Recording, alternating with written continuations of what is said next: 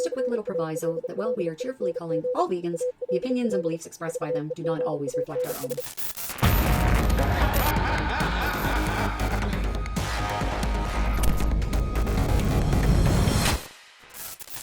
Hi everyone, and welcome to the Calling All Vegan show. I'm your host, Sue Spar, and we're filming from one of the studio spaces at Wishbone Animal Rights Lab here in downtown Toronto.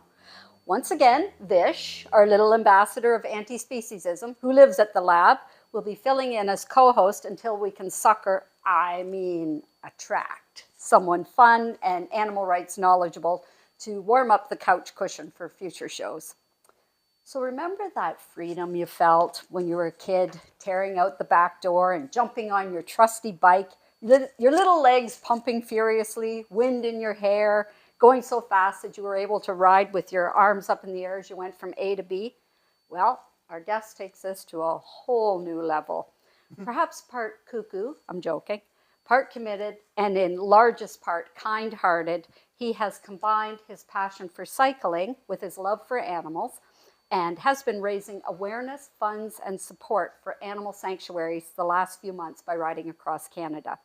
Please welcome Aaron Hiebert-Prasad of Cycling for Sanctuaries to Calling All Vegan. Thank you for having me, Sue. My pleasure. It's a very lovely introduction. Wow. I still have little legs pedaling furiously against the wind. So, yeah. If I was able to get myself on a bike again, I would too. I loved biking. It takes a lot of convincing for me some days, too. Yeah, I bet. I hear you. So when did your passion for cycling begin? A friend of mine introduced the sport to me probably 6 or 7 years ago. I'm still relatively new into it. But I'm a level 10 personality, very, very intense in all ways, shapes, and forms. And so I picked up a secondhand road bike and really enjoyed how slow I could go and how the world opened up at that slower pace, and how all the details started to matter, and really how I could explore the world around me that I had been exploring by car for so many years, and how it looked different. And then the world became so much smaller to me as I got to bring my bike to different countries and explore different areas as well. Oh, for sure. It's been a real priority for me. So, but 6 or 7 years ago, and here we are today, still level 10 intensity for that, and anything else in my life. It's always level 10. Yeah. Now, I met your bike earlier. Yeah, that's Pepper. I was going to say, does your bike have a name? And I did see online. That's my Montu Copus. Her name is Pepper. She's real spicy. Yeah. Now, what led to you becoming vegan? Was there some defining moment, or it was a gradual thing? Yeah, no, it wasn't. In the beginning, it was somewhat gradual, but again, as a level 10 personality type of a person, I was very, very overweight and not taking very good care of myself. The impetus for me was vanity. It was ego. It was, I don't feel good. I don't feel like I look good. I'm not able to perform physical body movements the way I want to, getting lightheaded when I bend down and tie my shoes up. And so I started to, the same friend who recommended cycling recommended plant-based eating, because it was something he was experimenting with at the time. And I kind of This guy's all right, huh? all in. He's always taking care of me, a great support friend for sure. And I just learned again how much I loved plant foods, and when I started the transition in from the knowledge perspective and the practical application of it all, I was still sneaking a piece of meat here or there because the connection hadn't been made. That's right. Head. Yeah. Right. It was just a diet to you at that. That's point. right. Yeah. And we all cheat on a diet. Sure. Right. Yeah. Well, but the level of importance and the congruency, the adherence to my own values were, the values themselves were lost. I had no attention or perspective on the level of importance or the ignorance in terms of the adherence to those values. Yeah.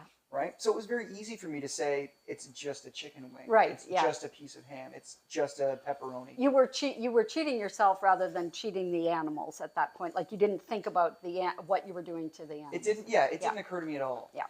And I wouldn't even use the words cheating myself. It wasn't in my level of awareness that there was anything negative at all. Yeah. With regards to, I was doing it primarily for nutrition and healthfulness. And so 99.9% of the stuff I was eating was just, putting huge amounts of plants and potatoes and all those things. I was following the McDougall protocol, the Start Solution protocol at the time. And then, you know, when it was a holiday gathering, like I said, I'd have that chicken wing or whatever. Mm-hmm.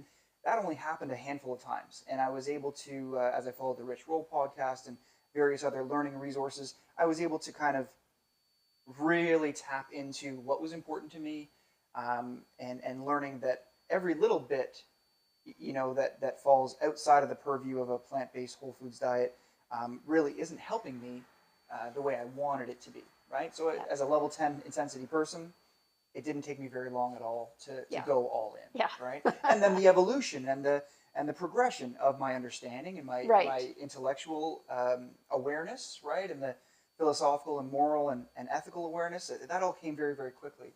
And I wish I had found that level of awareness and value alignment sooner, right? That's all of us have that regret, that's for sure. Yeah. So can you please tell us about your campaign, Cycling for Sanctuaries, and how it aims to put Canadian sanctuaries and their operators in the spotlight? Yeah, that was a perfectly worded question because that's exactly what I'm trying to do.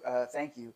I have learned that my favorite and most authentic form of activism is physical acts that try to get attention. It started with this is going to be a very long answer, but I'll try to keep it on track because there's a lot of factors involved that led to this project.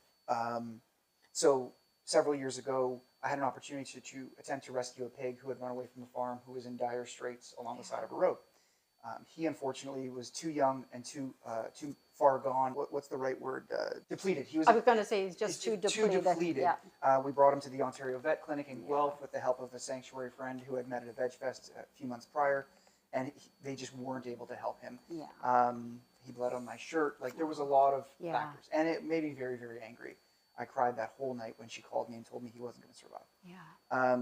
A few months later, she called me again and said there's another loose piglet on the side of this road. While we believe the young boy, the first attempt at rescue, ran away from a farm, we believe this piglet had just slipped through the hole in one of the trucks, right? One of the transportation trucks. And took a leap of faith. Well, a leap of fear, right? Yeah.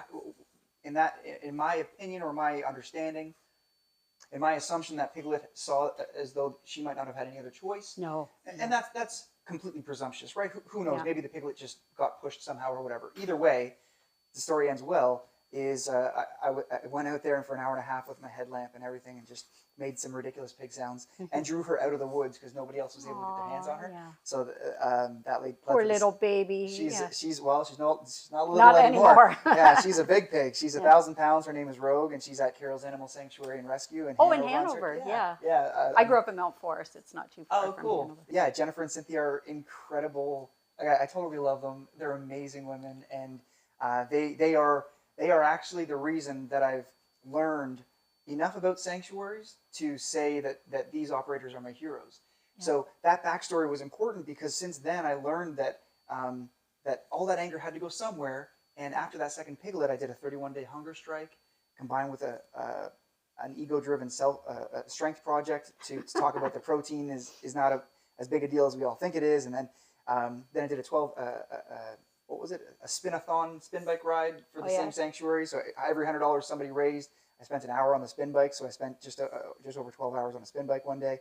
And I've done various out-of-country rides and just talked about how great plant foods are and all the different options and how simple and how simple it is to live life with a very specific intentionality, which is to say not to produce, supply, or sponsor harm in our lives, right? So to the best of our abilities. So this project is the culmination of all of this learning and all of this experimentation. I decided that I was too bored, lazy, and depressed not to go ride my bike again after getting back from a 2-month trip in Colombia. And this project started in the very beginning of June in Victoria, BC, with a sanctuary called A Home for Hooves, a wonderful organization on Vancouver Island.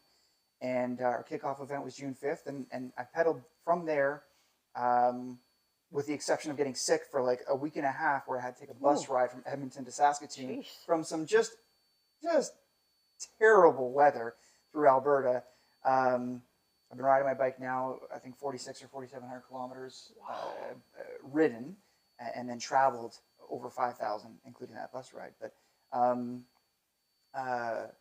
these sanctuaries, they're all over Canada, and every conversation I have, nobody really understands what goes on or what leads to these sanctuaries. And these operators, I call them fully activated, and by activated I mean just somebody who is completely in line with all the values and levels of importance of things inherent in our humanity, and then they express that physically outward through their actions and their decisions. And I think that is a path of least resistance in our lives. And you know, life is hard enough. You know, we don't need to add incongruencies and cognitive dissonance. And sanctuary, it is tough. Like, I did it myself for 15 years, along with doing my own full-time job, but I worked from home, so I was able to do it. But now I do think that, from what you said there, that showcasing athletic excellence is a very unique and effective form of activism. Like, just think of the documentary, The Game Changers, right? Oh, sure. Yeah. Yeah, the erection test. Yeah, that's right.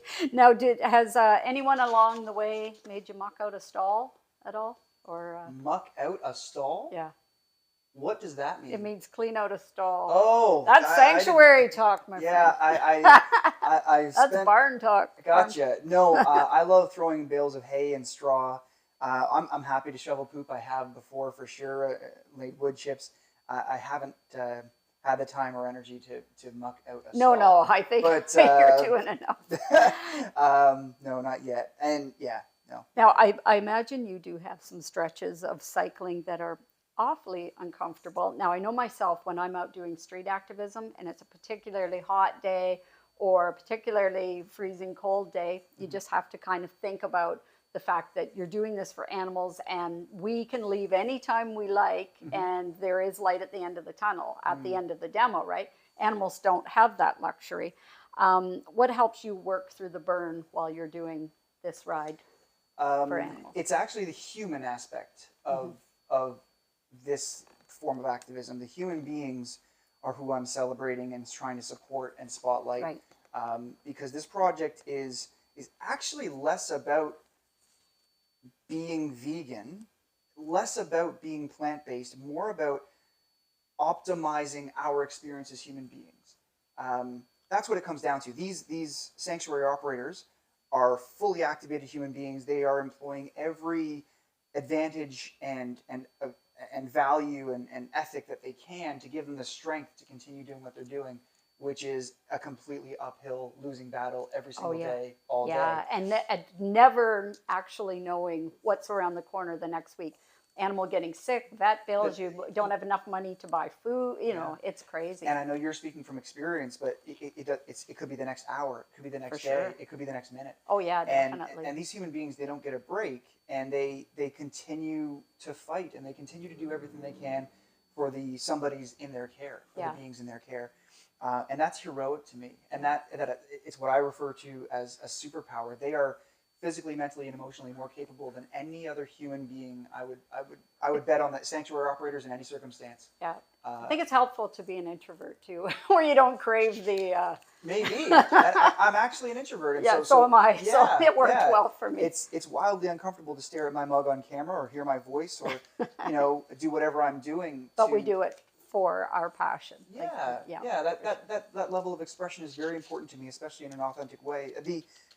The human beings that I'm trying to spotlight and celebrate and showcase what they have to go through is my intention or hope that people pay attention to that and not look at them in awe the way that I hold them in that that respect and that reverence, but more so make the connection that these individuals are fighting every day to protect the non-human beings in their care. That level of connection can be drawn from somebody going on a tour and looking into the animal's eyes and making that connection. But I think that physical acts, as you're talking about here, Sue, through the lens of athleticism, they do put kind of a spotlight on things that are capable. And it's not like I'm saying I'm more capable than another person who doesn't eat solely plants, but we are very capable as human beings in what we choose to do, as long as we're in that alignment and values. And so your question was, do I ever consider, as I'm pedaling along on a bike, battling a 30-kilometer-an-hour headwind uphill both ways, whatever the circumstances are. I quit. Yeah, I've done it. I've screamed out loud into the air, but I just continue to talk my legs into turning over because the sanctuary operators don't get a break. There either, you go. right? Exactly. Yeah. That was exactly. I know, what and that's I talk a lot, but yeah, that's no, where I was going for. No. And it's yeah. No, you nailed it. That's Yeah. it. Yeah. Now, obviously, you have to carry a relatively light load when cycling such distances. Mm-hmm. And with this wicked summer heat, I imagine cornstarch or baby powder are pretty essential items on the bike, possibly. But any other must-haves for your trip?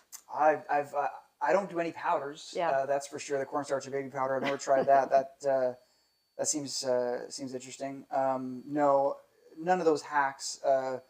Lots of water. I ride with a hydration vest that I'm really instead of cool. water bottles, and that allows me to have my phone kind of at the ready to take Yeah. videos or pictures or snacks. That I can just reach very very quickly and easily. It's very comfortable. I have a 1.5 liter water reservoir on my back that it's fed through a hydration hose, so I can just kind of turn and sip. And then I also have. Is it a cooling vest as well? No. Oh, no. because that'd be.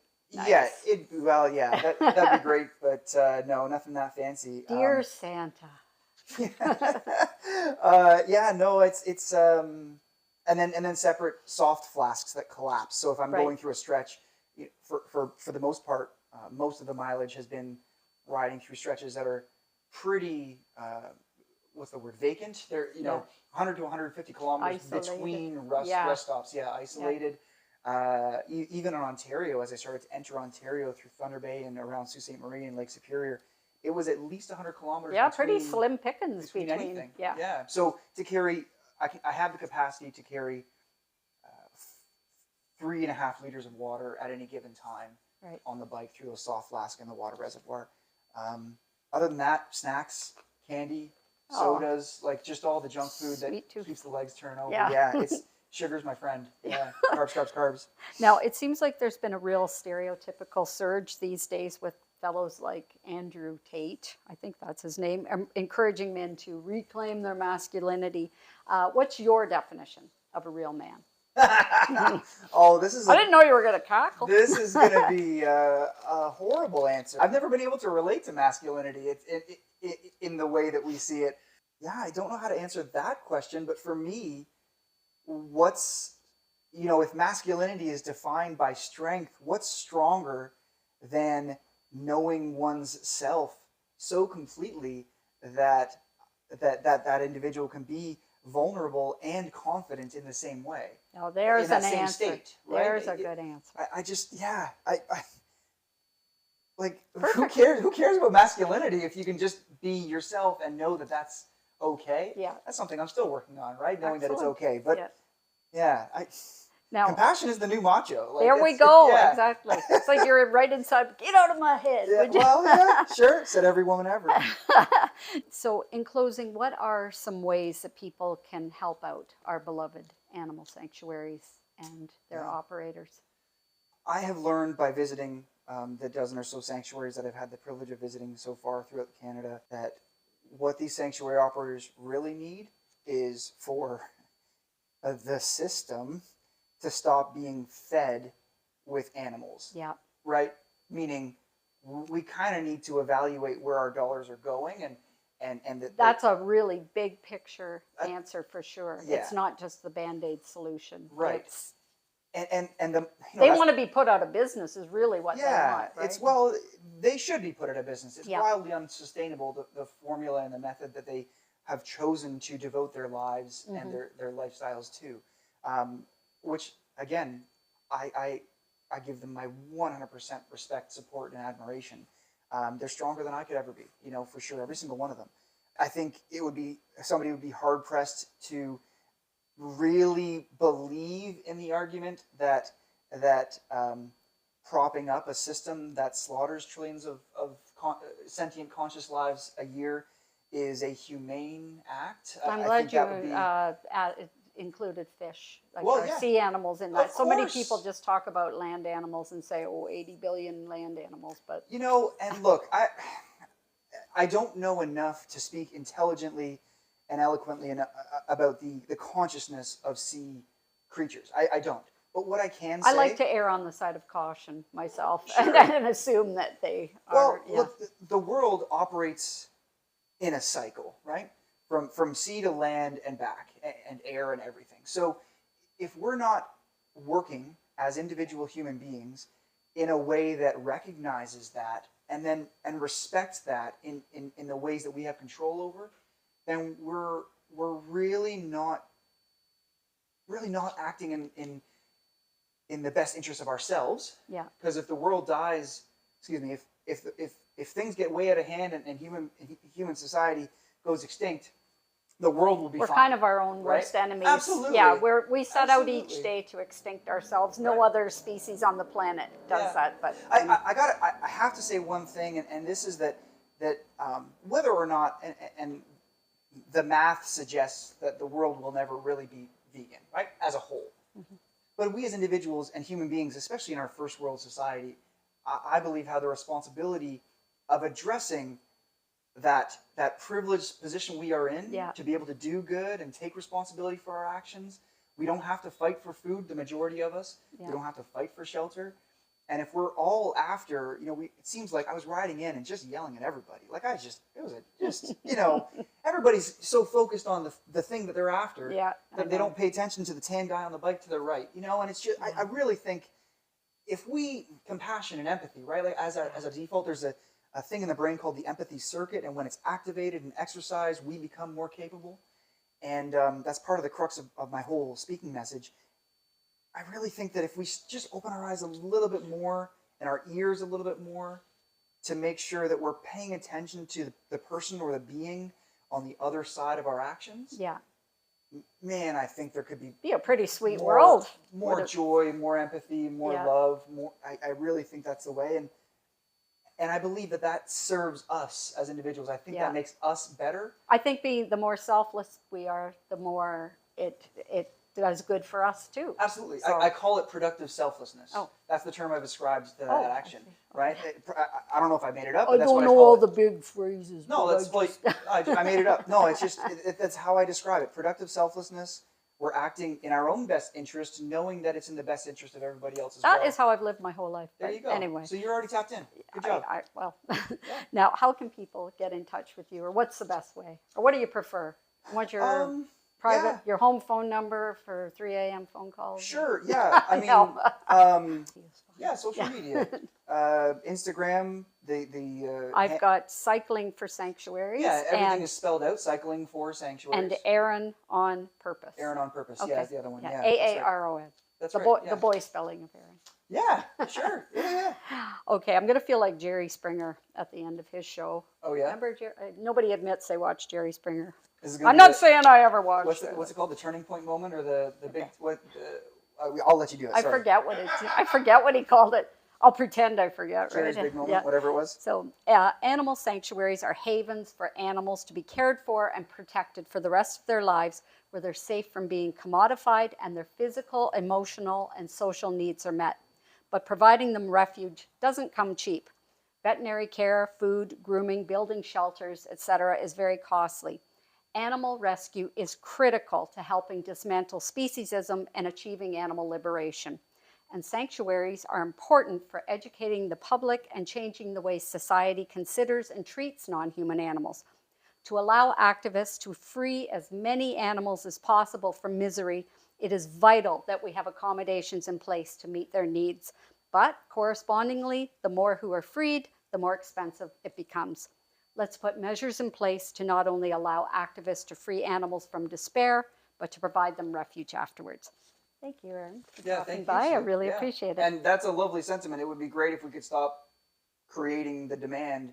There we that go. the supply That was is, even right? better. Yeah, like it's It's great to support the animal sanctuaries, but like, let's interrupt the flow, right? I don't want to say the ugly T word, but you trumped me there on that one. Yeah. No, we definitely want to edit that word out. Yeah. No, it's gross. Oh, that's worse than the F-bomb, that one. Yeah. Now, we do have loads of stickers for your helmet, but I know you like to travel light, so... Well, it's not the stickers, everything's kind of strategically placed here, That's but right. but no, thank you so much. Anyway, wishing you happy and safe trails. Oh, thank you so much. Happy and safe trails. Thanks for having me, Sue. All right. Bye. Thanks for your work. Thanks. Well, that was great. I really appreciate it. Cool.